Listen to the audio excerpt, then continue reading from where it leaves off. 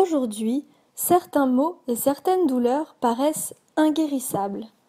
Même un traitement de cheval n'en viendrait pas à bout. Ou, quand ils le peuvent, encore faut-il pouvoir les acquérir, car beaucoup de médicaments antidouleurs se prescrivent sur ordonnance ou bien coûtent cher. Pour aller mieux, on essaye donc de nouvelles méthodes, comme la médecine naturelle, l'homéopathie ou bien l'acupuncture, qui est de plus en plus à la mode ces derniers temps. Alors, si ces nouvelles méthodes semblent séduire, sont-elles vraiment la solution idéale ? Peut-on vraiment se fier à ce type de cure ? Premièrement, la médecine générale et classique peut souvent se révéler insatisfaisante. Certaines douleurs mettent très longtemps à être diagnostiquées, et le temps que les examens soient faits, elles restent très persistantes. Je pense notamment au mal de dos, qui est aussi appelé le mal du siècle. Je connais énormément de personnes qui ne savent toujours pas pourquoi exactement ils en souffrent et chez qui aucun traitement n'a pour l'instant fonctionné. En revanche, j'ai déjà entendu des témoignages de personnes qui ont vu leur mal s'améliorer considérablement suite à un traitement avec des aiguilles enfoncées à des points précis et qui ont grandement soulagé la personne. Je pense aussi à l'hypnose qui semble avoir un impact très positif sur ce genre de mal-être.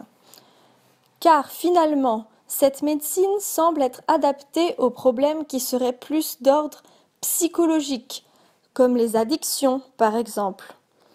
En effet, je connais dans mon entourage beaucoup de personnes accros à la cigarette qui ont ainsi pu arrêter grâce à l'acupuncture, et ceci est vérifié. Enfin, certains traitements peuvent être très lourds et avoir des conséquences néfastes pour l'organisme.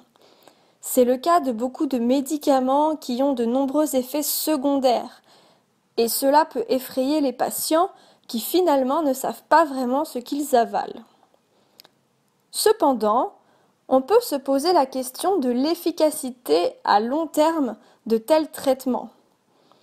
Si cela a l'air de marcher à première vue, il n'est pas encore prouvé que ces méthodes aient un impact définitif sur les douleurs.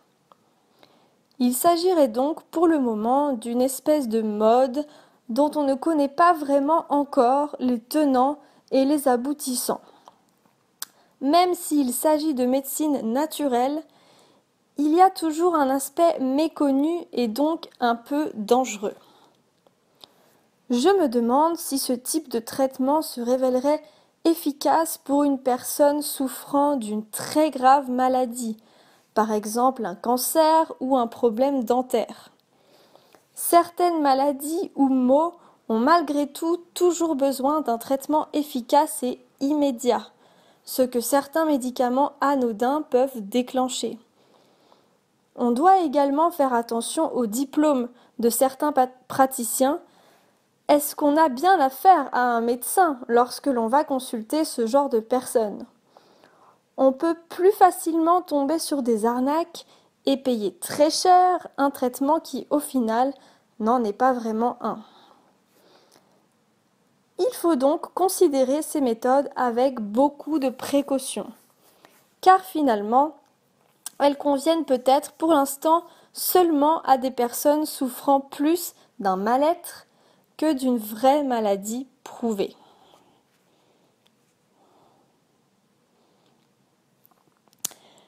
Vous dites qu'il faut prendre ces précautions, mais lesquelles exactement ? Vous recommandez donc de faire confiance à ce genre de discipline seulement pour les personnes en situation d'addiction ?